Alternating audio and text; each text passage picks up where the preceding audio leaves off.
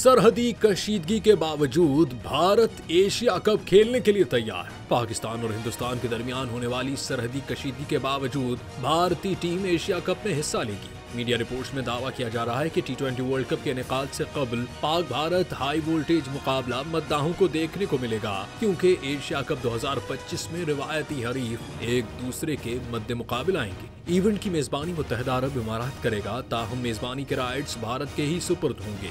Asia cup का इनेकाद रवां बरस सितंबर में होना है, ताहम इस हवाले से कोई बाज़ाब्ता शेड्यूल जारी नहीं हो सका। मीडिया रिपोर्ट्स में कहा गया है कि पाकिस्तान या भारत इवेंट से कोई भी दस्तबरदार होता है तो इवेंट के मीडिया राइट्स जो $170 मिलियन में फरोख्त हुए उन पर असर पड़ेगा। इसलिए एशियन क्रिकेट काउंसिल ने मुबैना तौर पर सूरत-ए-हाल को ज्यादा पेचीदा न बनाने और टूर्नामेंट को गैर जानिबदार मुकाम पर ले जाने का फैसला किया है।